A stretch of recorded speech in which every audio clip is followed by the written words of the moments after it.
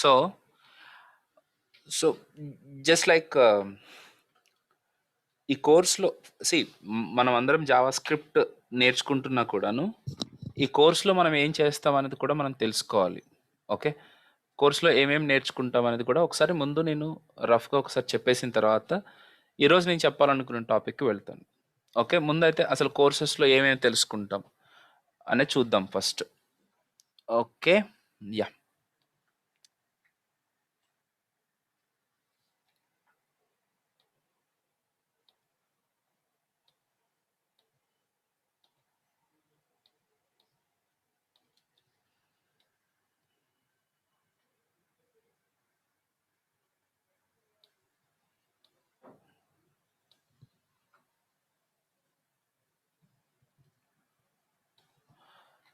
So, మనది బేసిక్‌గా Java script తోటి మనం యాంగులర్ కానీ, రియాక్ట్ కానీ నేర్చుకుని యూఐ డెవలపర్‌గా అవ్వబోతున్నాం ఈ కోర్స్‌లో. Okay. So, already HTML, CSS తెలిసిన వాళ్ళు కేవలం జావా స్క్రిప్ట్, యాంగులర్ కానీ, రియాక్ట్ గాని నేర్చుకుంటే సరిపోతుంది. ఎవరైతే హెచ్‌టీఎంఎల్ తెలీదో వాళ్ళు మాత్రం HTML, CSS, Bootstrap, JavaScript and React or Angular నేర్చుకోవాల్సి ఉంటుంది. ఓకే. సో మనము ఇచ్చే ప్లేస్మెంట్ ప్రోగ్రాంలో ఓకే ఈ ప్లేస్మెంట్ ప్రోగ్రాంలో not only this particular HTML CSS Java script దీంతో పాటు కొన్ని servers server side coding language environment కూడా చెప్తున్నాను. Like note JS, express JS, MongoDB and దాంతోపాటు డాక్కర్ అని చెప్పేసి ఒక కాన్సెప్ట్, గిట్ అని ఒక కాన్సెప్ట్, ఇవన్నీ కూడా నేర్పించి మిమ్మల్ని as a almost all you are a full stack junior developer. Okay. So that is my overall package. అసలు ఏమేమి మనం నేర్చుకోబోతున్నాం అనేది చెప్పడానికి. ఓకే. సో ఊరికే I just want to show you a simple course content.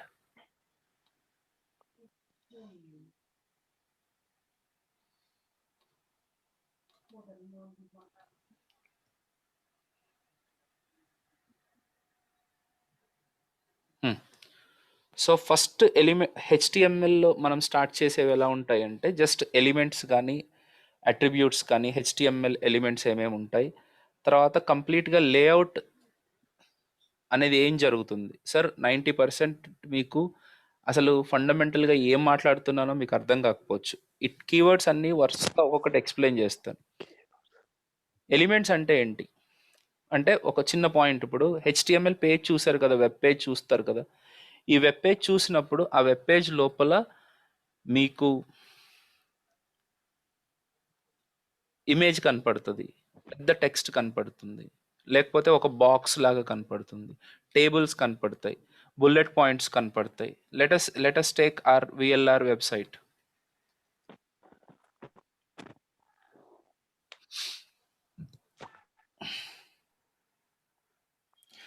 ఇప్పుడు ఇక్కడ ఒక బ్యాక్గ్రౌండ్లో ఇమేజ్ వచ్చింది. ఇమేజ్ ఎలాగ మనము హెచ్టిఎంఎల్లో ఇంక్లూడ్ చేస్తాము అని అంటే దానికోసం ఐఎంజీ అనే ఎలిమెంట్ ఉంటుంది. అలాగే ఇక్కడ మీకు ఒక్కొక్కటి ఒక్కొక్క బాక్స్ లా వచ్చింది, రైట్. ఇలాంటివి చాలా ఉంటాయమ్మా. ఇప్పుడు ఫర్ ఎగ్జాంపుల్ కోర్సెస్, ఇప్పుడు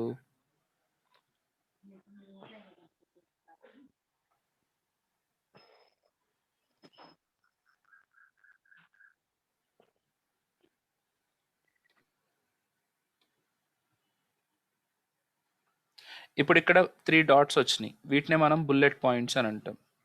ఇలాంటి బుల్లెట్ పాయింట్స్ రావాలంటే ఎలాగ, వాటికంటూ కొన్ని ఎలిమెంట్స్ ఉంటాయి. అలా ఆ ఎలిమెంట్స్లో ప్లేస్ చేస్తే మీకు కంటెంట్ ఈ రకంగా వస్తుంది. ఓకే. దానికి మనం కలర్స్ అప్లై చేస్తే ఇంకొక కలర్ కాంబినేషన్లో వస్తుంది. ఈ రకంగా ఏమేమి ఎలిమెంట్స్ ఉంటాయి అనేది మనం హెచ్టిఎంఎల్లో డిస్కస్ చేస్తాం. ఓకే. టేబుల్స్ లాగా ప్రింట్ చేయాలంటే ఎలా చేస్తాం, ఇదంతా కూడా. దీంతో పాటు రెస్పాన్సివ్నెస్ కోసం మనం ఏమేమి మెటా ట్యాగ్స్ యూస్ చేస్తాం. అసలు ముందు రెస్పాన్సివ్నెస్ అంటే ఏంటి? ఓకే. మనం ఒక వెబ్సైట్ని మనం మొబైల్లో చూస్తుంటాం. అదే కొన్ని వెబ్సైట్స్ మొబైల్లో మనము చూసేటప్పటికి వాటిని కొద్దిగా ఎన్లార్జ్ చేసుకుని చూడడం, లేకపోతే ఇట్లా టిల్ట్ చేసి ఇలాగ అబ్జర్వ్ చేయడం. అంటే మొబైల్కి సరిపడుగా ఆ వెబ్సైట్ కరెక్ట్గా సెట్ అయి రాదు. మనం కొద్దిగా ఇబ్బంది పడతా ఉండాలి. కంటెంట్ ఇటు పోతా ఉంటది, ఇటు పోతా ఉంటది. అలా కాకుండా ఏ డివైస్‌లో చూసినా ఆ డివైస్‌కి తగ్గట్టుగా మనం గనక డిస్‌ప్లే చేయగలిగితే దట్ ఈస్ కాల్డ్ యాస్ రెస్పాన్సివ్‌నెస్. రెస్పాన్సివ్‌నెస్‌ని అచీవ్ చేయడానికి కేవలం సీఎస్ఎస్, బూట్‌స్ట్రాప్ అని టెక్నాలజీస్ ఉంటాయి. అవి ఒక్కటే తెలిస్తే సరిపోదు. వాటితో పాటు మీకు హెచ్‌టీఎంఎల్‌లో కూడా కొన్ని ఎలిమెంట్స్ పెట్టాల్సి ఉంటుందన్నమాట. మెటా ఎలిమెంట్స్, వ్యూ పోర్ట్ ఇవన్నీ ఏంటి? స్కేలింగ్ అంటే ఏంటి? ఇలాంటియన్నీ గూడా మనం అక్కడ డిస్కస్ చేస్తాం. ఓకే. అది బేసిక్ హెచ్‌టీఎంఎల్. ఇప్పుడు మనం హెచ్‌టీఎంఎల్5 అనే పొజిషన్‌లో ఉన్నాం. We are using HTML five. ఈ హెచ్‌టీఎంఎల్5లో ఏంటంటే కొత్త కొత్త ట్యాగ్స్ మనకి ఇంట్రడ్యూస్ చేశారు. లైక్ ఇప్పుడు సెక్షన్ అని, తర్వాత అసైడ్ అని, తర్వాత ఆహ్, నావ్ బార్ అని, ఫుటర్, హెడర్ ఇట్లాంటి కొన్ని కొత్త కొత్త ట్యాగ్స్ ఇంప్లిమెంట్ చేశారు. అవేం పెద్ద యూజ్ ఏమి ఉండదు. కాకపోతే మనం ఏం చేస్తున్నాం అక్కడ అనే దానికి మీనింగ్ ఉంటది. ఓకే. మనం రైట్ అలాంటి కొత్త ట్యాగ్స్‌ని నేను ఇంట్రడ్యూస్ చేస్తాను. సో, ఫ్రెషర్స్ అనే కాకుండా ఎక్స్‌పీరియన్స్ వాళ్ళు కూడా ఉంటారు కదా మన క్లాస్‌లో. సో, నేను వాళ్ళందరి కోసం అని చెప్తున్నాను. మనము ఏమేం నేర్చుకోబోతున్నాము అండ్ ఎలా నేర్చుకోబోతున్నాం అనేది. తర్వాత ఇంకోటేంటి? యాహ్! గ్రాఫిక్స్ కోసం హెచ్‌టీఎంఎల్5లో ఎస్‌వీజీలు, క్యాన్వాస్‌లు ఉన్నాయి. ఓకే. ఇప్పుడు మీరు ఇక్కడ చూస్తున్నారు కదా! ఇది ఫర్ ఎగ్జాంపుల్ ఇక్కడ ఏదైనా యానిమేషన్ రావాలనుకోండి. వాటి కోసం మనము క్యాన్వాస్ కానీ, ఎస్‌వీజీస్ కానీ యూజ్ చేయాలి. ఓకే. డబ్ల్యూ3 స్కూల్స్‌లో మనకి ఒక పక్కన టిల్ట్ అవుతూ ఉంటది. లేకపోతే డబ్ల్యూ3 స్కూల్స్ చూద్దాం కాసేపు.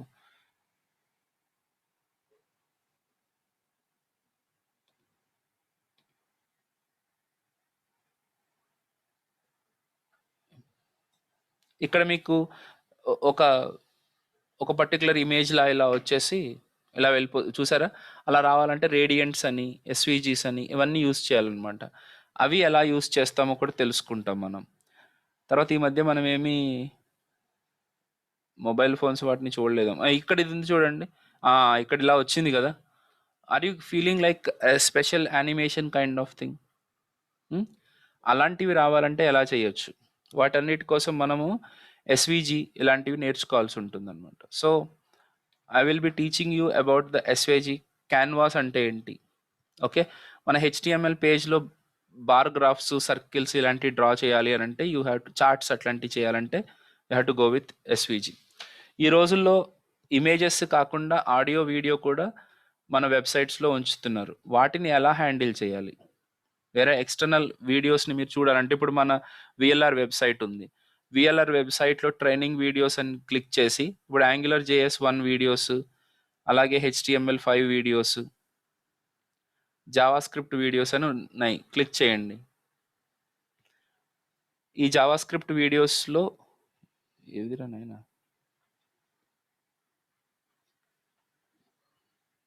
Software training videos by admin.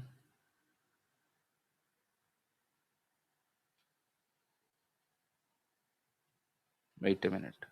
నేను చూసి చాలా రోజులైంది. హ్మ్. నా వీడియోస్ తీసి పక్కకు పెట్టారా?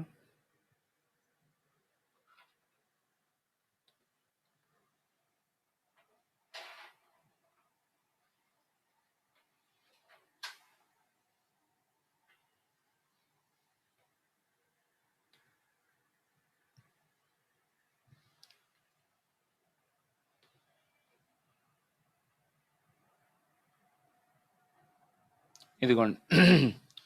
ఇప్పుడు ఒక నా వీడియోస్ మీరు నా పాత వీడియోస్ 2018 కొన్ని, 2020 కొన్ని పెట్టాము. ఆ వీడియోస్ మీకు కావాలి అని అనుకుంటే you can append it like this అన్నమాట. ఈ వీడియోస్‌ని ఇలా ఒక వెబ్‌సైట్‌లో వీడియోని అలాగా బైండ్ చేయడం ఎట్లా? రైట్? ఇలాంటివన్నీ నేర్చుకోబోతున్నాం మనము హెచ్‌టీఎంఎల్‌లో. ఓకే. రైట్. ఇది కొంతవరకే. ఇంక నెక్స్ట్ కాన్సెప్ట్ వచ్చేసరికి యాక్సెసిబిలిటీ అని ఒక పాయింట్ ఉంది. వాట్ ఈస్ యాక్సెసిబిలిటీ అంటే మీరు వెబ్‌సైట్‌ని డెవలప్ చేసేటప్పుడు మీకు ఇంటర్వ్యూ క్వెషన్స్ ఎట్లా అడుగుతారంటే, మీరు వెబ్‌సైట్‌ని డెవలప్ చేసేటప్పుడు వాట్ డు యూ కన్సిడర్ అని అడుగుతారు. అంటే కన్సిడర్ అంటే మేము పెద్ద కన్సిడర్ ఏం చేయము సార్. వాళ్ళేదో ఇస్తారు మేమేదో పెట్టేస్తాం అయిపోతది. అట్లా కాదు. ఇప్పుడు ఫర్ ఎగ్జాంపుల్ వెబ్సైట్ డెవలప్ చేసినప్పుడు మీరు సపోజ్ యూజర్కి మౌస్ లేదనుకోండి, అయినా వెబ్సైట్ మొత్తం యాక్సెస్ చేసుకునేలాగా ఉండాలి. You got my point? అంటే ఎట్లా, ఇప్పుడు ఏదైనా లింక్ క్లిక్ చేయాలంటే ట్యాబ్ కీబోర్డ్ తోటే యాక్సెస్ అయ్యేలాగా ఉండాలి. దాన్ని యాక్సెసిబిలిటీ ఇష్యూస్ అని అంటారు. ఓకే. అండ్ ఇంకొక కాన్సెప్ట్ అంటే that is one kind of precautions you have to take. ఇంకొకటి ఏంటంటే కొత్తగా డేటా ఏఆర్ఐఏ అట్రిబ్యూట్స్ అని కొత్తగా వచ్చినాయి. అంటే మనము హెచ్టిఎంఎల్లో ఓన్లీ ఫిక్స్డ్ ఎలిమెంట్స్ని అట్రిబ్యూట్స్ని మాత్రమే పెడతాము. ఇప్పుడు కొత్తగా మనకు నచ్చిన అట్రిబ్యూట్స్ కూడా మనం పెట్టుకుని మన స్క్రిప్ట్లో వాడుకోవచ్చు అనమాట. సో అసలు హెచ్టిఎంఎల్ అంటే ఏంటో తెలియని వాళ్ళకి కొద్దిగా ఇబ్బందిగా ఉంటుంది. బట్ వర్రీ అవ్వకండి, ఇవన్నీ మనం దాంట్లో డిస్కస్ చేస్తాం. ఎస్పెషలీ నేను ఈ ప్రోగ్రామ్ని మాట్లాడుతుంది ఫ్రెషర్స్ని పర్స్పెక్టివ్లో ఉంచుకుని. మీకు చాలా విషయాలు తెలియాలి. మీరు ఆల్మోస్ట్ ఒక ఇంజనీరింగ్ మళ్ళీ చేసినట్టే అవుతుంది ఈ 6 months. Okay. CSS 3.0. Sir, HTML ఒక్కటి తెలిస్తే సరిపోదు, జావా స్క్రిప్ట్ ఒక్కటి తెలిస్తే సరిపోదు. సిఎస్ఎస్ కోసం ఏమైనా పక్కింటికి వెళ్తామా? ఓకే. సో అలాగా సిఎస్ఎస్ కూడా తెలియాలి. సిఎస్ఎస్ ఏం చేస్తుంది అంటే మనకి ఒక వెబ్ పేజ్ మనకి డిస్ప్లే అవుతే దాన్ని ఇంకా బెటర్గా డిస్ప్లే చేస్తుంది. ఓకే. ఊరికి కొన్ని నేను సిఎస్ఎస్లో చూపించి I can show you some examples.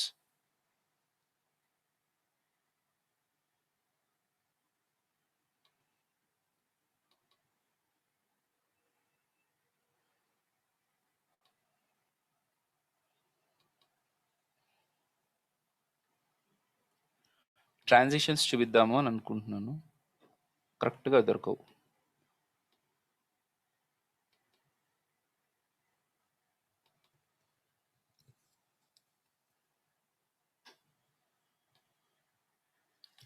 ఇప్పుడు ఇలా మౌస్ మూవ్ చేయగానే బ్యాక్గ్రౌండ్ కలర్ ఇలాగ ఇమ్మీడియట్గా మారిపోతుందా? Is it taking time? అలాంటివి ఎలా చేస్తాం మనము? రైట్. అమితాబ్ బచ్చన్ అటు ఇటు మూవ్ అవుతున్నాడు ఇప్పుడు. అవును. ఇప్పుడు రెడ్ బస్ వెబ్సైట్ కూడా అది యానిమేషన్ చేశాను, అది కూడా చూపిస్తాను.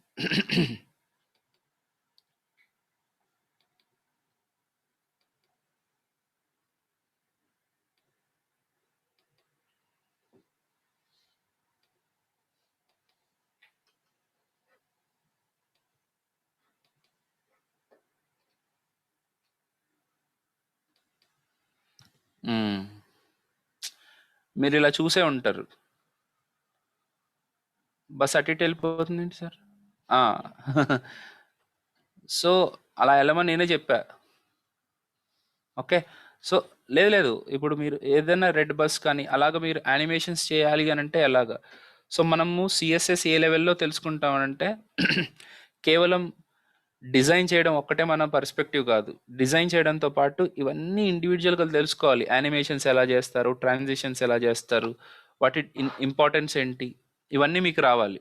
రైట్. నెక్స్ట్ వీటితో పాటు ఇంకా లేఅవుట్ క్రియేషన్స్ అయితే ఫండమెంటల్స్ అండి.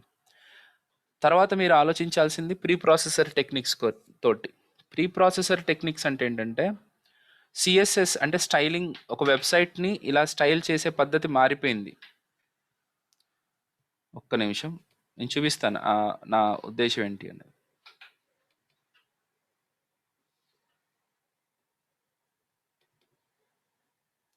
సపోజ్ ఇప్పుడు ఇలా ఉంది వెబ్సైట్, ఒకటేమో లెఫ్ట్ బాక్స్కి వచ్చింది, ఇంకొకటేమో రైట్ బాక్స్కి వచ్చింది, అంతేనా? రైట్. ఇది రెగ్యులర్గా ప్రతి వెబ్సైట్లో కనపడేదే కదా ఇది.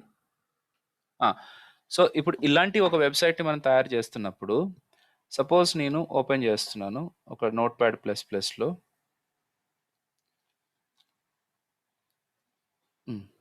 ఇది నార్మల్ కంటెంట్ అమ్మా. ఈ కంటెంట్లోకి స్టైల్ కనుక నేను తీసేసాను అనుకోండి, తీసేసి నేను చూపిస్తే నార్మల్ కంటెంట్ ఇలా కనపడుతుంది. అంటే నార్మల్గా హెచ్టిఎంఎల్ యూస్ చేస్తే ఆ మాత్రమే వస్తుంది మనకి, అంతకుమించి మనం ఏం చేయలేము. అదే కంటెంట్ అప్లై చేస్తే, మన స్టైలింగ్ అప్లై చేస్తే it will look like this. Right. Have you understood this? Yeah. So CSS ఆ లెవెల్కి సిఎస్ఎస్ని మనం ఎలా రాయాలి అని తెలుసుకోవాలి, రైట్. దీంతో పాటు సిఎస్ఎస్ ప్రీ ప్రాసెసర్స్ ఇన్ని రోజులు మనం అలా రాసాం కదా, ఇప్పుడు కొత్త టెక్నిక్స్ వచ్చినాయి అనమాట. అవి నేర్చుకుంటే మనం నెక్స్ట్ 5-6 ఇయర్స్ లోపల we will be much ahead to the others. అంటే అంటే ఎట్లా చెప్పచ్చు అని అంటే, చాలామంది ఇప్పుడు ప్రీ ప్రాసెసర్స్ యూస్ చేసి రాస్తున్నారు కానీ వాళ్ళకి ఒక అప్రోచ్ లేదు. ఏదో ఎవరో రాసేశారు దాన్నే మనం కంటిన్యూ చేస్తున్నాం అని అనుకుంటున్నారు కానీ కరెక్ట్గా ప్రీ ప్రాసెసర్ని కరెక్ట్గా యూస్ చేసి రాయడం అనేది చాలామందికి రావట్లేదు. ఓకే, ప్రతి ఇంటర్వ్యూలోనూ అడుగుతున్నాడు, ఇది ఒక ఎసెన్షియల్ స్కిల్ అయిపోయింది. తర్వాత నేను ఇందాక యాక్సెసిబిలిటీ గురించి చెప్పాను, that is what. Next responsive boot strap introduction. Responsive web designing అంటే ఏంటి? ఇందాక నేను ఒక మాట చెప్పాను మీకు, వెబ్సైట్ తయారు చేయడం కాదు, ఆ వెబ్సైట్ని ఏ కైండ్ ఆఫ్ స్క్రీన్ మీద చూసినా మనకు బాగా కనపడాలి. బాగా కనపడడం అంటే లైటింగ్ వేద్దామా సార్ అంటే అది కాదు నేను అంటుంది. ఎఫెక్టివ్గా అంటే ఆ సైజ్కి తగ్గట్టుగా ఇది అడ్జస్ట్ అయ్యి మనకు కనపడాలి. అంతేగాని యూజర్ అటు జరిపి ఇటు జరిపి ఇది కనపడతలేదు అది కనపడతలేదు అనుకోకూడదు. ఇప్పుడు ఒక చిన్న వెబ్సైట్ చూపిస్తాను నా ఉద్దేశంలో ఏంటి అని.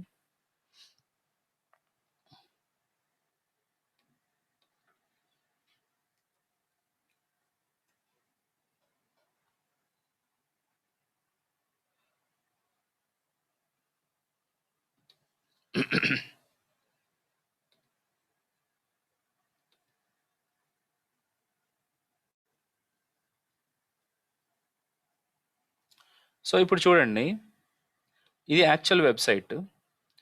అంటే ఈ లెవెల్ స్క్రీన్ సైజులు అంటే ఇప్పుడు మీరు చిన్న స్క్రీన్స్ 14 ఇంచ్ కంప్యూటర్స్ మీద చూస్తే ఈ మాత్రం కనపడాలి, ఇలా కనపడాలి, రైట్? ఏనా డిలే ఉందా?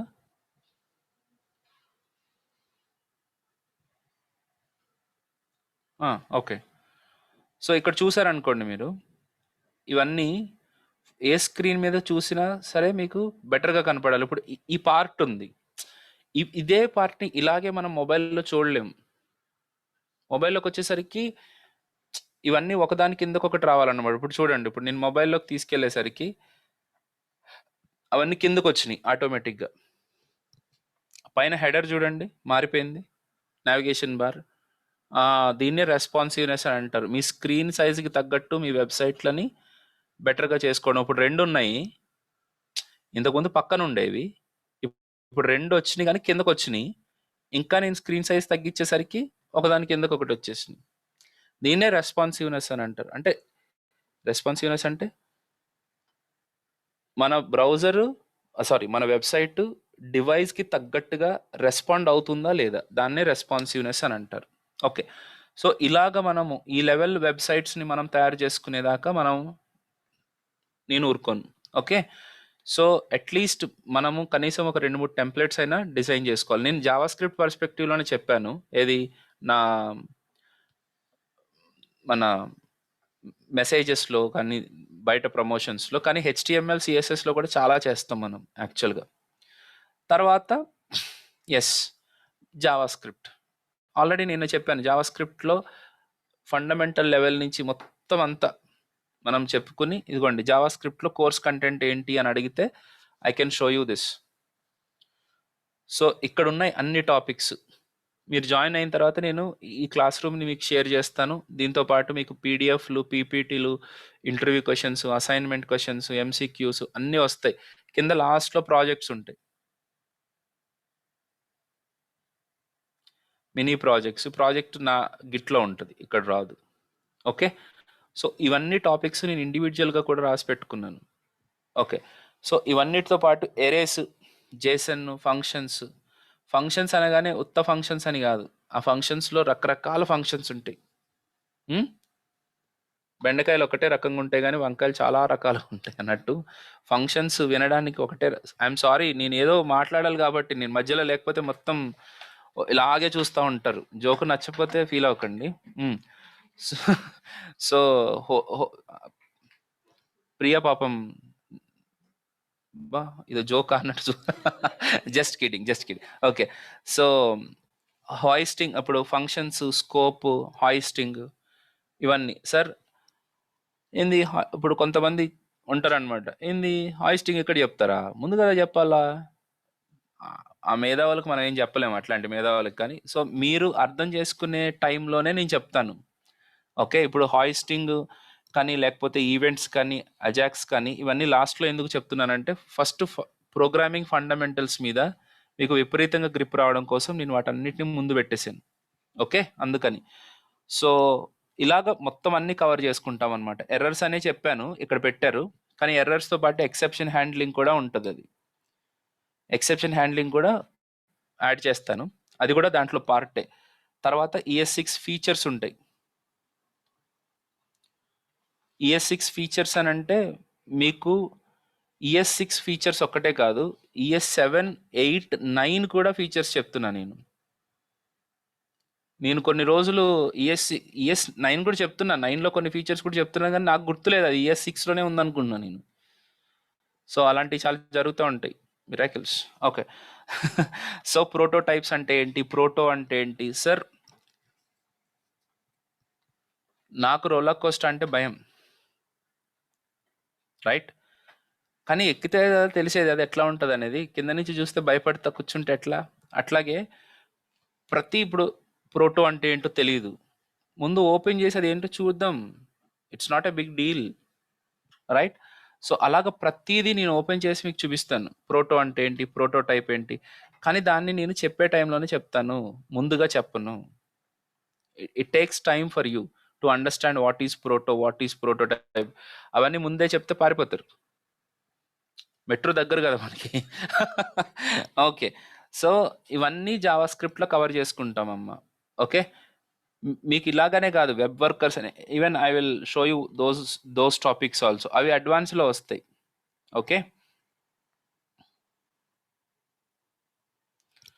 వెబ్ వర్కర్స్ అని చెప్పేసి మనకు ఒక కాన్సెప్ట్ ఉంటుంది. History, web workers, performance tuning, generators, promises, ఇవన్నీ అన్నమాట.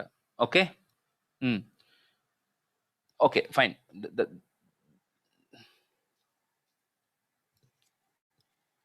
Okay right. నెక్స్ట్, యాంగులర్ నేర్చుకునే వాళ్ళకి మీకు డెఫినెట్గా టైప్ స్క్రిప్ట్ అనే ఒక కొత్త మెకానిజం కావాలి. What the hell is this type script అని అంటే, జావా స్క్రిప్ట్ ES6, ES7 అన్ని ఫీచర్స్ ప్లస్ కొన్ని టైప్ స్క్రిప్ట్ ఫీచర్స్. అంటే ఏంటి అని అంటే, లైక్ ఇంటర్ఫేసెస్ ఇలాంటివన్నీ కలిపి మనము ఇంకో కొత్త లాంగ్వేజ్ తయారు చేసుకున్నాం. ఉన్నదాంతో అయితే లేదంటే ఇంకోటి కొత్తదా, అట్లేం కాదు, ఇది జస్ట్ ఎక్స్టెన్షన్, చిన్న ఎక్స్టెన్షనే, but it's good. Okay, these are all features అండి, స్లోగా అర్థమైపోతాయి. Okay right. Then yeah, this is what browser API, ఇవన్నీ కూడా మనం డిస్కస్ చేస్తామన్నమాట. ఫుల్ స్క్రీన్ API, కాకపోతే మరీ అంత డీటెయిల్డ్గా మనం వెళ్ళాల్సిన పని లేదు వాటి గురించి, ఏమనేది తెలుసుకుంటే చాలు. ఆఫ్టర్ దట్ ఇవి చూడండి, single page application, PWA hybrid application, AMP applications. ఏంటి సరి? రైట్, ఒక చిన్న మాట అయితే మీకు చెప్పాలి ఇక్కడ. ఈ సింగిల్ పేజ్ అప్లికేషన్స్లో ఎన్ని రోజులు మన అప్లికేషన్స్ అన్నీ మోనోలిథిక్ అప్లికేషన్స్ అని అనేవాళ్ళం. మోనోలిథిక్ అంటే ఏంటంటే, మనం ఒక రిక్వెస్ట్ పంపిస్తే, facebook.com అని రిక్వెస్ట్ పంపిస్తే, ఫేస్బుక్లో ఉన్న సర్వర్ ఆ పేజ్ని జనరేట్ చేసి మనకు అవుట్పుట్ ఇచ్చేది. ఒక చిన్న పాయింట్ చెప్తాను, అసలు బేసిక్గా వెబ్సైట్కి వెబ్ అప్లికేషన్కి డిఫరెన్స్ ఏంటి.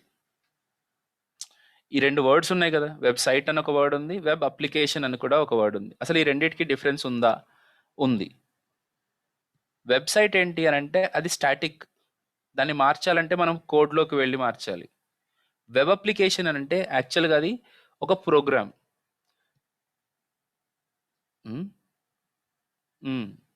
అంతే. అట్లాగే ఉంటుంది ఒక్కొక్కసారి. జావాలో కానీ, PHPలో కానీ, పైథాన్లో కానీ, దీంట్లో రాసినటువంటి ఒక ప్రోగ్రామ్. ఆ ప్రోగ్రామ్కి మనము రిక్వెస్ట్ పంపిస్తే, ప్రోగ్రామ్కి రిక్వెస్ట్ పంపించడం ఏంది, రన్ కదా చేసేది. ఈ వెబ్ ప్రోగ్రామ్స్కి మనము ఆ వెబ్ ప్రోగ్రామ్స్, ఇప్పుడు ఫేస్బుక్ రన్ అవుతుందని అంటే దానికి ఒక ప్రోగ్రామ్ కావాలి కదా. ఆ ప్రోగ్రామ్ మీ బ్రౌజర్లో ఉందా? లేదు సార్, మా వైఫై రౌటర్లో ఉంది. కాదు, ఎక్కడుంది అది? ఎక్కడో యుఎస్‌లోనో, యూకేలోనో ఉండుంటది. సో, ఆ ప్రోగ్రామ్‌ని మనము ఇక్కడి నుంచి ఎలా రన్ చేస్తాం? రన్ చేయలేం సార్. మీరు రన్ చేయకండి. మళ్ళీ అది అటు ఇటు వెళ్ళిపోయిందంటే మనకు ఫేస్‌బుక్ రాదు. Okay.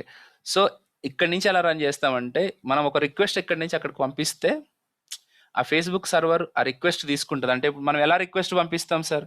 Sir please have all these doubts. ఒకరోజు కంప్లీట్‌గా నేను మాట్లాడను. మీరే మాట్లాడాలి.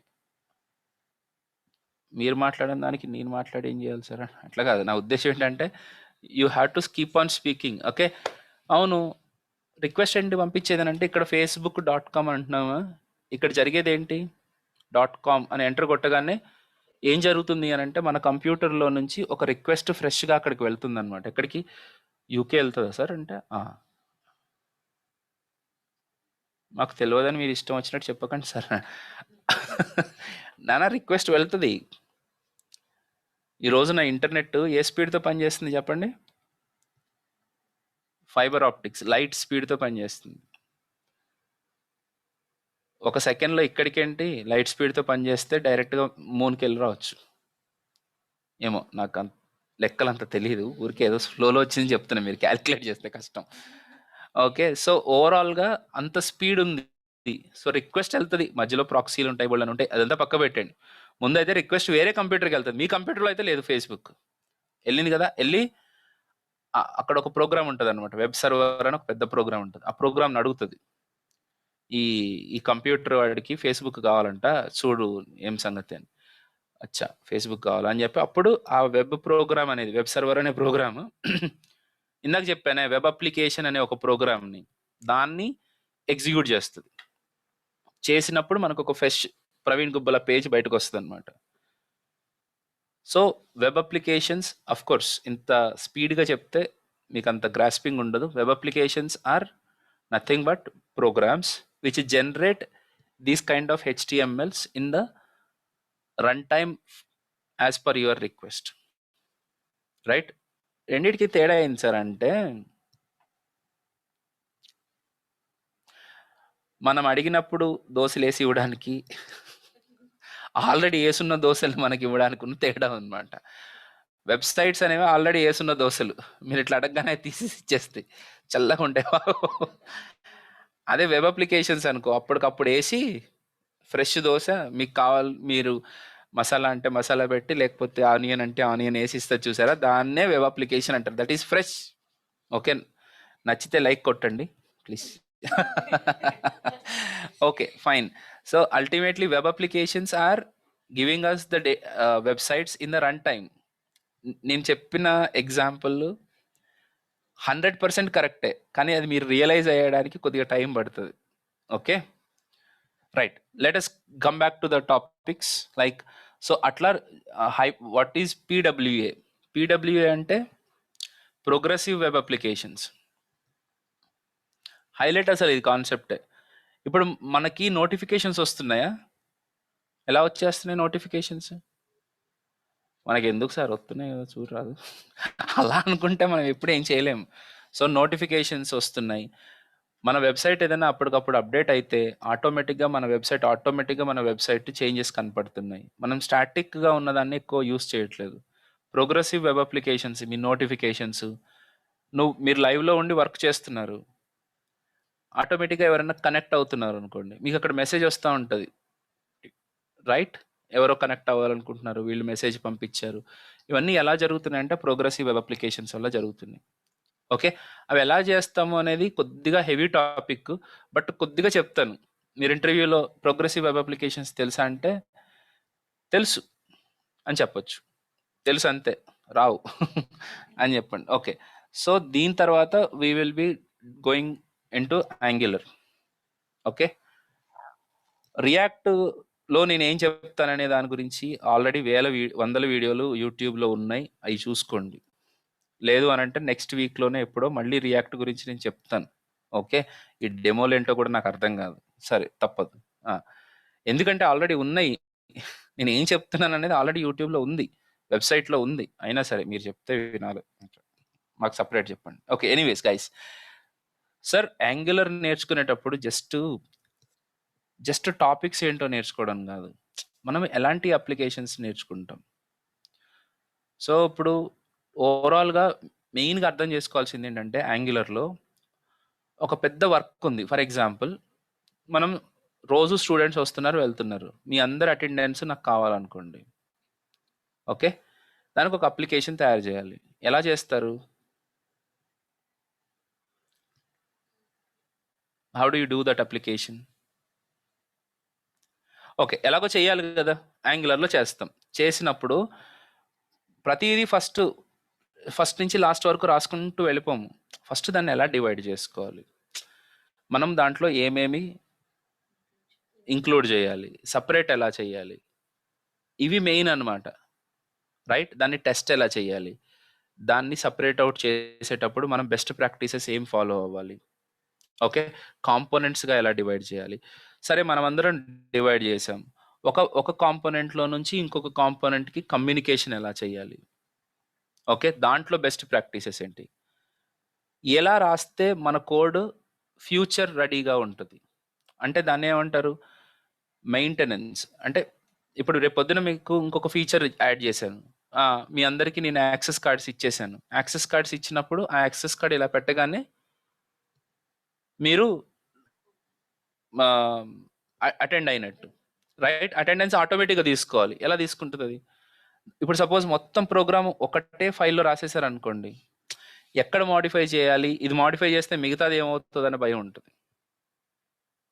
దాన్ని సపరేట్గా చేయడం ఎలా, దాన్నే మైక్రో సర్వీస్ ఆర్కిటెక్చరు అంటాం. ఓకే, అలా ఎలా చేస్తారు, అది మెయిన్ మనం నేర్చుకోవాల్సింది దేంట్లో, యాంగులర్లో. రైట్, సరే, ఓకే సార్, బాగుంది, మంచిగా ఉంది. సపోజ్ ఇప్పుడు యూట్యూబ్ చూస్తున్నట్టు నేను నా స్టూడెంట్స్ అందరినీ ఫ్లోలో చూడాలనుకుంటున్నాను. సపోజ్ నా దగ్గర 8,000 స్టూడెంట్స్ ఉన్నారు. సపోజ్ నేను ఇట్లా స్టూడెంట్స్ మీద క్లిక్ చేయగానే 8,000 స్టూడెంట్ డీటెయిల్స్ టక్కన వచ్చేసింది అనుకో, లోడ్ అవ్వడానికి టైం పడుతుంది కదా. What is the best way? First 10 మందిని లోడ్ చేయి. రైట్, స్క్రోల్ చేస్తున్నప్పుడు నెక్స్ట్ 10 మందిని చేయి, స్క్రోల్ చేస్తున్నప్పుడు నెక్స్ట్ 10 మందిని చేయి. ఎలా వచ్చేస్తాయి సార్ అట్లా అంటే, దానికోసం RxJS అని ఒకటి ఉంది. మనం రిక్వెస్ట్ ఒకటేసారి పంపిస్తాం, మల్టిపుల్ టైమ్స్ ఎలా జరుగుతుంది, వాటన్నిటిని మనం ప్రాక్టికల్గా చూడాలి. ప్రాక్టికల్గా చేసినప్పుడు you will understand what is what అని చెప్పేసి. రైట్, సో వీటన్నిటితో పాటు of course event handling, routing, HTTP clients ఇవన్నీ నార్మలే నాన్న, ఇది పెద్ద విషయం కాదు. దీంతో పాటు స్టైలింగ్ కాంపోనెంట్స్ కొన్ని ఉంటాయి. లైక్ మెటీరియల్, యాంగులర్ మెటీరియల్ అని ఒకటి ఉంటుంది. అంటే మీరు సపోజ్ ఇప్పుడు మిమ్మల్ని స్టైల్ చేయమని చెప్పాను అనుకోండి, మీరు ఏం చేస్తారంటే మీ ఓన్ స్టైలింగ్స్ అంతే పెడతా ఉంటారు. రైట్, అట్లా కాకుండా ఆల్రెడీ ఒక ఫిక్స్డ్ స్ట్రక్చర్ ఒకటి ఉంది, దాన్నే మనం యూస్ చేసేసుకుంటే సరిపోతుంది. రైట్, అలాంటివి కొన్ని స్టైలింగ్స్ ఉన్నాయి, వాటిని గురించి కూడా నేను డిస్కస్ చేస్తాను. సో ఇంకా ఇంకా ఇంకా చెప్పాలి అని అంటే, లింటింగ్ అని ఒక కాన్సెప్ట్ ఉంది, ఫార్మాటర్స్ అని ఇంకొక కాన్సెప్ట్ ఉంది. What is లింటింగ్? లింటింగ్ అంటే ఏంటంటే, మీరు కోడ్ రాస్తున్నారు కదా, కరెక్ట్గానే రాస్తున్నారా?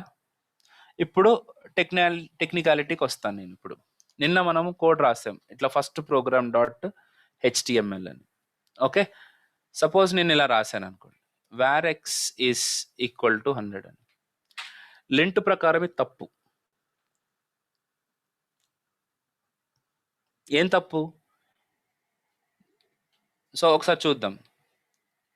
Variable declaration, JavaScript, లింటింగ్.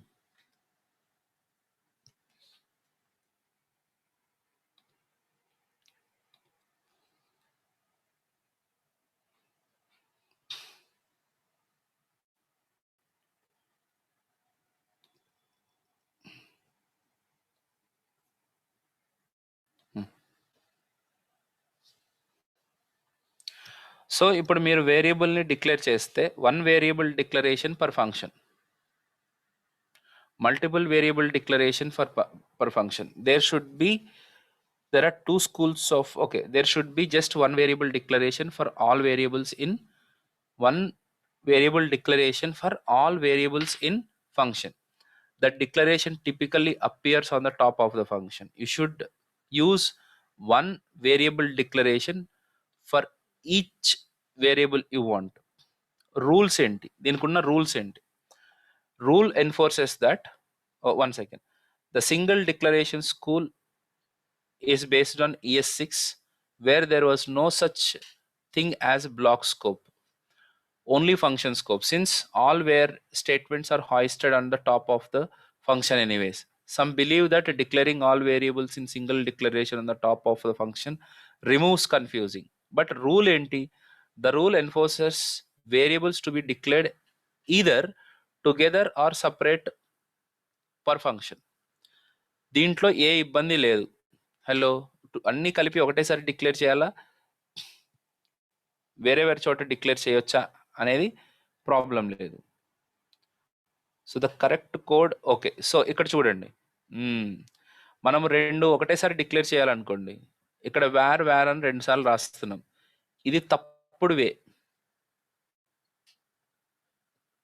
ఇలా రాయకూడదు. ఎలా రాయాలి మరి? వేర్ బి, ఇలా అంటే I mean to say next లైన్లో రాసుకోండి, కానీ you need not to use var again 2 variables declare చేసినప్పుడు. సరే ఇదంతా ఏంది అంటే రూలు. మరి మీరు రేపొద్దున్న మన కోడ్ మళ్ళీ చదవాలి అని అన్నప్పుడు you should have these all things. ఇలా చాలా అప్రోచెస్ ఉన్నాయి. ఓకే, ఇంకొక చిన్న అప్రోచ్ చెప్తాను. ఒక వేరియబుల్ అసైన్మెంట్ చేసినప్పుడు దీని పక్కన స్పేస్ ఇవ్వాలి. ఇది కూడా ఒక రూలే. ఏంది సార్ ఎన్ని రూల్ అంటే? సార్ దీనివల్ల తప్పులు లేవు, కానీ ప్రొఫెషనల్ కోడ్ రాసేటప్పుడు మీరు ఇవన్నీ చూసుకోవాలి. సో నేను ఇక్కడ var x is equal to 100 అని ఇచ్చాను కదా, లింటింగ్ ప్రకారం ఇది తప్పు. So you have to give space. Okay, so మిమ్మల్ని ఇంటర్వ్యూలో సపోజ్ 2+ years ఎక్స్పీరియన్స్ పెట్టుకుని వెళ్ళాలనుకునే వాళ్ళు, సార్ మీరు రాసేటప్పుడు మిమ్మల్ని కోడ్ రాయమని చెప్తారు కదా, ఎందుకు? మీ లాజిక్ ఎలా చేసేస్తున్నారో తెలుసుకోవడానిక? ఆ 5 నిమిషాల టైంలో వాళ్ళ లాజిక్తో చూడలేరమ్మా, వాళ్ళు ఐడెంటిఫై చేయలేరు అంత ఈజీగా. వాళ్ళు మీ కోడింగ్ స్టైల్ ఏంటి, మీ కోడింగ్ ప్రాక్టీసెస్ ఏంటి అనేది వాళ్ళు టెస్ట్ చేస్తారు. అది వాళ్ళు చేసే టెస్ట్ అక్కడ. You got it? అట్లా ఈ లింటింగ్ కూడా ఒక very important point which we will be discussing about it. అలాగే build tools, of course Gulp, Grunt ఇవన్నీ ఇప్పుడు ఎవరో పెద్దగా వాడట్లేదు. I'm not going to discuss this particular topic here. But yes, webpack గురించి మాత్రం మనం ఫుల్ ఫ్లెడ్జ్డ్గా డిస్కస్ చేసుకుంటాం. ఏంది సార్ ఇది అని అంటే, అదొక ఆటోమేషన్ ఇంజిన్ అనమాట. ఓకే, తర్వాత టెస్టింగ్ గురించి డిస్కస్ చేసుకుంటాం. Then node JS, express JS, MongoDB. ఇది నేను ఫ్రెషర్స్కి చెప్తుంది. అదే ఓన్లీ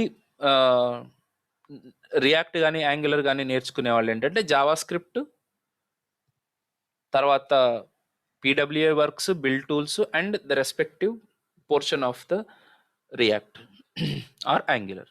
అర్థమైందా? This is about your course content, what I am going to discuss in the future. Okay, so shall we go to the concept of JavaScript now? Already 45 minutes, 40 minutes నేను కంటిన్యూస్గా తీసుకున్నాను. So జావాస్క్రిప్ట్లో నేను ఏం discuss చేసాం? Variable declarations.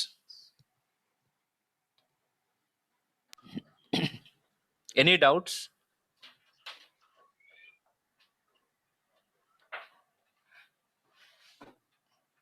Okay,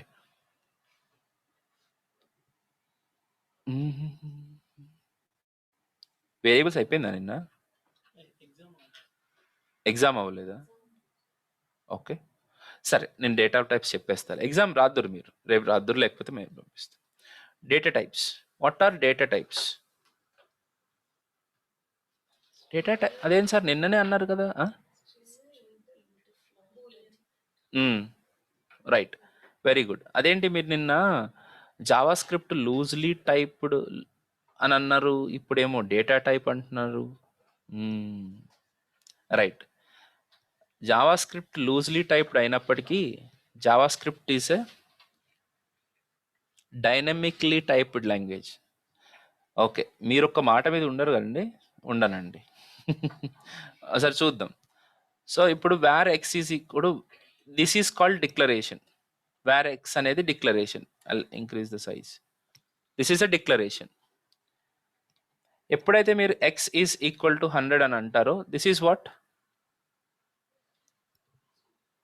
దీన్ని initialization అంటారు. ఇప్పుడు X అనే వేరియబుల్లోకి ఒక వాల్యూ పెట్టుకోవడం.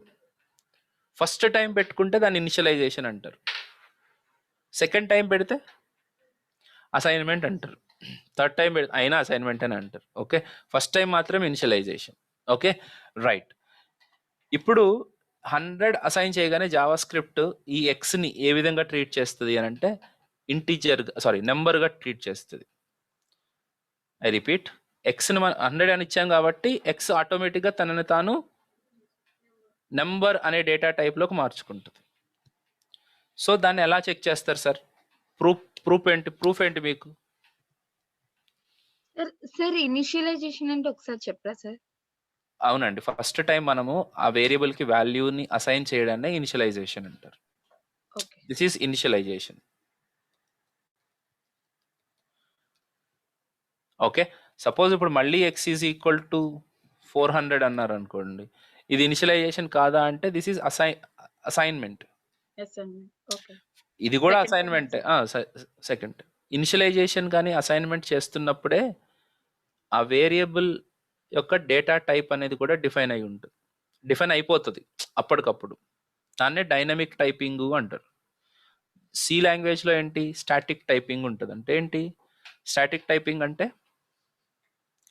ఫస్ట్ ప్రోగ్రాంలో టాప్ లైన్లోనే రాసేసేవాళ్ళం కదా, int x is equal to 32, float y is equal to 44.8. గుర్తుందా? గుర్తొస్తుందా ఇక్కడ? ఓకే, మెహదీపట్నం వరకు వచ్చినట్టుంది. వస్తుంది అక్కడ, ఇక్కడ దగ్గరకు వచ్చేస్తుంది. రైట్. సో అక్కడ static typing. Java also follows static typing. C++ follows static typing. But JavaScript, Python, no, they are very good. They are dynamic typing. అంత లేదు అసలు. ఈ టైపుల వల్ల, డైనమిక్ టైపింగ్ వల్ల ఒక ప్రాబ్లం వచ్చిందనే టైప్ స్క్రిప్ట్ కొత్తగా నేర్చుకోవాల్సి వస్తుంది. అదేదో ముందు నుంచే పెడితే అయిపోతుండే కదా సార్. పర్లేదు, మరి కొద్దిగా ఉంటుంది. Right, no problem. But I hope you understood what is dynamic typing. ఏంటది? డిక్లేర్ చేస్తున్నప్పుడే, డిక్లేర్ చేసిన తర్వాత అసైన్ చేసినప్పుడే దాని టైప్ వస్తుంది. ఇప్పుడు ఎక్స్లో ఏ టైప్ ఉంది? నంబర్ ఉందన్నమాట. మీకు ఎట్లా తెలుసు సార్ నంబర్ ఉందని? console.log ఆఫ్ టైప్ ఆఫ్ అని ఒక ఎక్స్ప్రెషన్ ఉంది. దీని లోపల నేను ఎక్స్ని కనుక పాస్ చేస్తే దీని టైప్ ఏంటని ముందు చెప్తుంది. సార్ కంగారు పడకండి, నేను ఎట్లా రాయాలి ఇదంతా నాకు ఏదో కన్ఫ్యూజన్గా ఉంది అనేది భయపడిపోకండి. Just I'm saying this gives you what is the type. మీరు ఇదే రోజు కదా ఫస్ట్, రెండో రోజో మూడో రోజో ప్రాక్టీస్ చేయడం. సో వర్రీ అవ్వకండి, స్లోగా అర్థమవుతుంది. నేను ఏం చెప్తున్నాను, దాని టైప్ ఏంటి అనేది మీకు తెలుస్తుంది అని చెప్తున్నాను. అమ్మా యా, వేరియబుల్ అన్నా సార్? టైప్ అమ్మ, వేరియబుల్ టైప్ అంటే డేటా టైప్ ఏంటి అని. X is what type of data type? Okay sir. Yeah x is a వేరియబుల్కే ఒక టైప్ ఉంటుంది అనమాట. Okay yeah. So the type of the variable is, ఇక్కడ నేను F12 లేదా ఇన్స్పెక్ట్ కీ ప్రెస్ చేస్తే కన్సోల్లోకి వెళ్ళి చూస్తే ఇక్కడ ఏం వచ్చింది?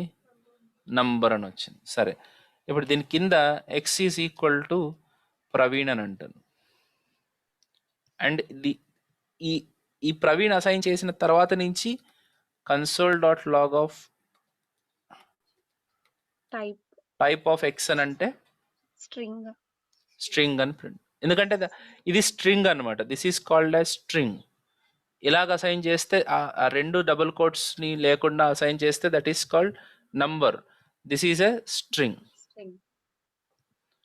Make sense? ఇలాంటివి కాకుండా ఇంకా చాలా రకాల డేటా ఉంటుంది. ఎలాంటి డేటా? బూలియన్ అనే డేటా కూడా ఉంటుంది. అంటే ఎలాగో చూడండి. ఇప్పుడు X is equal to falls అని అన్నాను అనుకోండి. ఇప్పుడు ఎక్స్ లోపల ఏ టైప్ ఆఫ్ డేటా ఉన్నట్టు?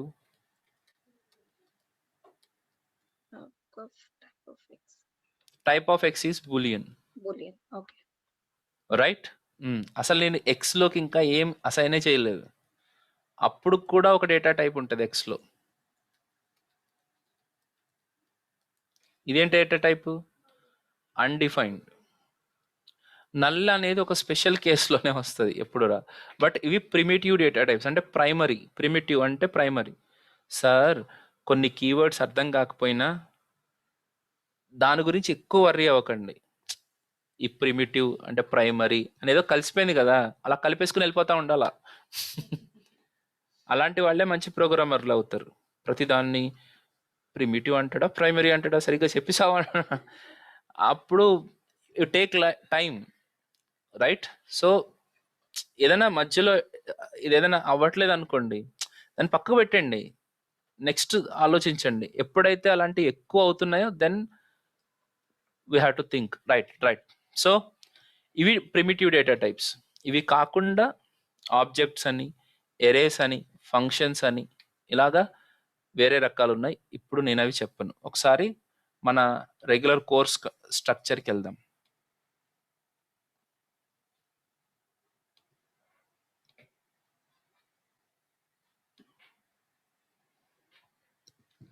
Data types in JavaScript. Data types refers to types of data that you can use in the program. For example, where x is equal to 5, so x లో ఏ type of data ఉంది? Number, not integer. ఇక్కడ Java స్క్రిప్ట్లో integer, ఫ్లోట్లను రెండు వేరు కాదు, అన్నీ ఒకటే. దాన్నే నెంబర్ అంటారు. దీనివల్ల కొన్ని ఇబ్బందులు కూడా ఉన్నాయి.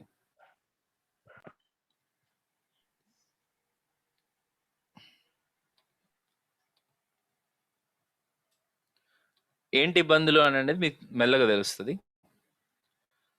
సో ఇప్పుడు నేను అడిగాను అనుకోండి, స్ట్రింగ్ అని మీరు ఎలా తెలిసిపోయింది మీకు? ఇక్కడ క్యారెక్టర్స్ ఉన్నాయి అనేది ఒక పాయింట్, అంతేనా? సరే, ఒక చిన్న పాయింట్ ఆలోచిద్దాం.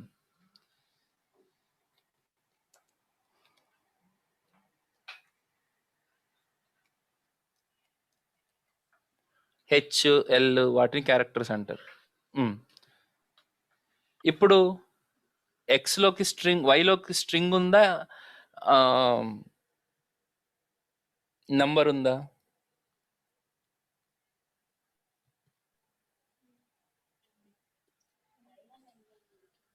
ఎక్స్లో, వైలో కోడ్స్ పెట్టుంటే అప్పుడు అది స్ట్రింగ్ అయ్యేది. ఇప్పుడు ఈ ఎక్స్కి పైన ఇలా కనుక పెట్టేసి ఉండుంటే దట్ ఈస్ స్ట్రింగ్. అలా కాకుండా ఎక్స్ని నేను ఏ స్ట్రింగ్ డబుల్ కోట్స్ లేకుండా పెట్టాను అనుకోండి, వాట్ ఈస్ దట్? ఎక్స్లో ఉన్న వాల్యూ అని అర్థం. X will be considered as the variable, అలా డబుల్ కోట్స్ లేకుండా పెడితే. హలో, ఇవన్నీ ట్రిక్కీస్ ఏం కాదు, బట్ మనం చూసుకోవాలి, రైట్? ఇంకా చాలా వాటి మీద కొన్ని ఎగ్జాంపుల్స్ చేద్దాం మనం. Var x is equal to 123, var y is equal to 123. ఎక్స్లో ఏముంది, వైలో ఏముంది చూడ. ఎక్స్లో నెంబరు, వైలో స్ట్రింగ్ ఉంది. అలా అని చెప్పేసి హలో మనకి క్యారెక్టర్స్ ఉన్నాయి కాబట్టి స్ట్రింగ్ అని కాదు. స్ట్రింగ్ అనేది మనకి ఎప్పుడు తెలుస్తుంది? డబల్ కోట్స్లో ఉంటే, దట్ ఈస్ డబల్ కోట్స్ కానీ సింగిల్ కోట్స్ కానీ, that is considered as a string. అవి లేకపోతే that is comes under number. Okay. Sir మీరు ఇందాక సార్ ఒక క్వశ్చన్, మీరు ఇందాక చెప్పినప్పుడు లింటింగ్ అనే కాన్సెప్ట్ చెప్పినప్పుడు అక్కడ స్పేస్ ఇవ్వాలని చెప్పారు కదా సార్, వేర్. సో ఇప్పుడు మీరు ఇచ్చేది కూడా స్పేసే కదా సార్ ప్రతి దానికి? అవును. సార్ చెప్పండి. మీరు ఇక్కడ యూజ్ చేసేది అదే కాన్సెప్ట్ కదా సార్? స్పేస్ అవును. ఇచ్చారు కదా! అవునండి. నాకు తెలుసు కాబట్టి నేను రాస్తున్నాను. ఓకే. మీకు తెలీదు కాబట్టి మీకెవరికో చెప్పాలి గదా! ఆ లింట్ అనేది చెప్తదనమాట. రెడ్ కలర్ లైన్స్ ఇచ్చేస్తా ఉంటది. ఫస్ట్ టైమ్ లింట్‌ని నేను చూసినప్పుడు లింటింగ్ ఇన్‌స్టాల్ చేయమన్నారు. అంటే ఆటోమేటిక్‌గా అదే చెక్ చేసుకుంటదనమాట. అక్ ఆ రెడ్‌గా మొత్తం అన్ని కిందంతా రెడ్ లైన్స్ ఉంటాయన్నమాట. అది చూసి ఇంత దరిద్రంగా రాస్తున్నానా నేను కోడ్ అనిపించింది. ఓకే. సరే. సో, ఇప్పుడు చెప్పండి ఇక్కడ ఎక్స్‌లో ఏముంది? వైలో ఏముంది? ఎక్స్‌లో నంబర్ ఉంది. వైలో స్ట్రింగ్ ఉంది. డబుల్ కోట్స్‌లో ఉంది. ఆ! కానీ సార్ కొన్ని రోజుల తర్వాత మళ్ళీ తిడతారు. కొన్ని రోజులు కాదు రేపే తిడతారు ఆపరేటర్స్ చెప్పినప్పుడు. ఈరోజు అవన్నీ చెప్దాం అనుకున్నాను బట్ ఇట్స్ ఓకే. సో, ఇక్కడ చూడండి ఇందాక చెప్పినట్టు 2 టైప్స్ ఆఫ్ డేటా టైప్స్ అండి. ఒకటి primitive data types, non primitive data types. ఇవి కొత్తేం కాదు. ఇంతకుముందు సి లాంగ్వేజ్‌లో కూడా మనం విన్నాం. కాకపోతే అది వేరే ఆ రోజుల్లో నాన్నగారు అప్పుడు కాబట్టి అట్లా. సో, ప్రిమిటివ్ డేటా టైప్స్ ఏమేమి ఉన్నాయి? Number, string, Boolean, undefined and null. Non primitive data types అంటే ఆబ్జెక్ట్, అరే, function. This is what we have discussed about. Rahul, okay, I know your name is Rahul.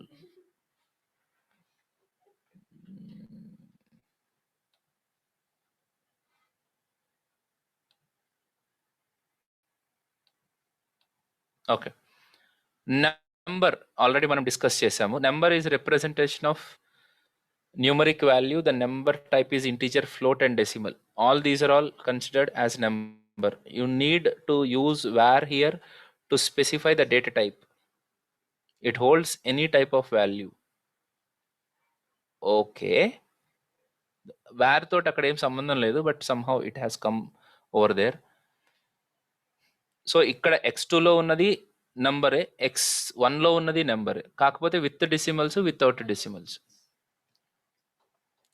Strings used to store text. In JavaScript, strings are surrounded by quotes, single quotes. ఇదేంటో మరి వెరైటీగా వచ్చింది ఇక్కడికి, కాకపోతే single quotes అని అర్థం చేసుకోండి. ఇది బ్యాక్టిక్ కాదు. హెలో అండ్ బ్యాక్టిక్, ఇలా 3 రకాలుగా కూడా మనము స్ట్రింగ్స్ని డిఫైన్ చేయొచ్చు. అంటే ఇక్కడ నేను ఇలా పెట్టాను కదా, ఇలాగా మెన్షన్ చేసినా okay. This is also a string var z is equal to Praveen. This is a string where k is equal to Rahul. This is a string. అంటే సింగిల్ కోట్స్లో ఉంది కదా, అదేంటి చిన్న స్ట్రింగా? అట్లా ఏం లేదు పాపం, వాటికి అట్లాంటి ఇబ్బందులు ఏం లేవు. Var p is equal to backtick characters మధ్యలో రమేష్, బ్యాక్టిక్ క్యారెక్టర్. ఇది కూడా స్ట్రింగే. హలో, రైట్, ఇది కూడా స్ట్రింగే, రైట్, పిలో ఉన్నది కూడా స్ట్రింగే. ఇలా ఏ 3 రకాలుగా మనం స్ట్రింగ్స్ని డిఫైన్ చేసుకోవచ్చు. తర్వాత బూలియన్ వాల్యూస్. బూలియన్ వాల్యూస్ ఎలాగ స్పెసిఫై చేస్తాం? ట్రూ కానీ ఫాల్స్ కానీ ఇస్తాం. జనరల్గా చేసే తప్పులేంటి? వీటినే ఎగ్జామ్స్ రూపంలో బాగా సప్లై చేస్తూ ఉంటాను నేను. అంటే చూడండి, ఇప్పుడు ఒక చిన్న ఎగ్జాంపుల్ ఎలా ఉంటుందో చూడండి. Var n is equal to true అని అన్నాను అనుకోండి. సో ఇప్పుడు ఎన్ లోపల ఏ డేటా టైప్ ఉన్నట్టు? నెంబరా, బులియనా, స్ట్రింగా? ట్రూ అని ఇచ్చాను అక్కడ, boolean. True is a boolean value. అదే var h is equal to true అన్నాను అనుకోండి, డబుల్ కోట్స్ లో పెట్టారంటే అది string. Not many times like that. So you have to be careful. Undefined values, undefined data type represents a value that is not assigned. అంటే దానికి ఇంకా ఏమీ value assign చేయకముందు ఉండే వాల్యూ అన్డిఫైన్డ్. దాని డేటా టైప్ కూడా undefined. If a variable is declared but the variable is not assigned, then the value of that variable will be undefined. Null. యాక్చువల్గా మీరు సపరేట్గా ఇవ్వాలి నల్ అని, అయినప్పటికీ దాని డేటా టైప్ నల్ అవ్వదు. సో ఇప్పుడు నేను అనవసరంగా కన్ఫ్యూజ్ చేయను. నల్ కూడా మీరు పెట్టొచ్చు. దాంట్లో అది కంప్లీట్గా ఎంటీ ఉంది అని. అన్డిఫైన్డ్ ఉన్నప్పుడు కూడా ఎంటీ ఉన్నట్టు కాదు, నల్ ఉన్నప్పుడే ఎంటీ ఉన్నట్టు. ఒక ఆబ్జెక్ట్ ఇలా ఉంటుంది, ఓపెన్ బ్రాకెట్ క్లోజ్ బ్రాకెట్కి మధ్యలో మనము మన కీ వాల్యూ పేర్స్ని రాసుకునేటట్టు. సో మీరు షాపింగ్కి వెళ్ళేటప్పుడు ఏమేమి కొనాలో రాసుకుంటారా? బా ఓకే. సో షాపింగ్ కాకపోయినా మీరు ఏదైనా కూరగాయలు కొనుక్కోవాలనుకున్నారు అనుకోండి, ముందు పేపర్ రాసుకుంటాం కదా, ఎట్లా రాసుకుంటారు చెప్పాలి. దాంతో నేను ఒక బ్యూటిఫుల్ అవుట్పుట్ ఇస్తాను. కందిపప్పు పక్కన 10 కిలోలు. 10 కిలోలు పప్పు తింటావు అట్లా కాదు, నేను ఊరికి అంటున్నా. కందిపప్పు 10 కిలోలు, షుగర్ 1/2 kg, ఓకే, ఆయిల్ 3 కిలోలు, ఇట్లా రాసుకుంటున్నాం. ఇట్లా రాసేటప్పుడు పక్కన కోలను పెడతాం, లేకపోతే డాష్ ఇస్తాం. అంటే దీనిది ఇది, దానిది అది అని. Yes or no? యాక్చువల్గా మీరు క్రియేట్ చేసేది కూడా ఒక ఆబ్జెక్ట్ అనే అర్థం. అక్కడ ఒక డేటా ఆబ్జెక్ట్ని క్రియేట్ చేస్తున్నారు మీరు. కాకపోతే ఓపెన్ బ్రాకెట్ క్లోజ్ బ్రాకెట్ పెట్టాం, మనం ఓం శ్రీరామ్ అని రాసి కింద ఇట్లా అంటాం. So so that is or ending and close, starting and ending. కాకపోతే జావా స్క్రిప్ట్ పాపం అవన్నీ తెలియదు కదా. సో మనం ఏం చేయాలంటే ఓపెన్ బ్రాకెట్ క్లోజ్ బ్రాకెట్ పెట్టాలి. Understood the concept? Yes sir. So ఈరోజు జస్ట్ డేటా టైప్స్ అనే దాని గురించి చెప్పాను, కొద్దిగా ఇంట్రడక్షన్ కూడా ఇవ్వాల్సి వచ్చింది కాబట్టి అలా ఉంది. బట్ రేపు మాత్రం మీరు ఇంకొద్దిగా వర్క్ చేస్తారు. ఓకే, ఇఫ్ ఎల్స్ అలాంటివన్నీ, ఆపరేటర్స్, మంచి మంచి విషయాలు రేపు మనం తెలుసుకుందాం. Okay, you learn something today, right? Okay, so అయిపోలేదు, ఆగండి ఆగండి ఆగండి. ఎంసీక్యూస్ మీకు భార్గవ్ ఒకసారి ఎంసీక్యూ పంపినానా అందరికి?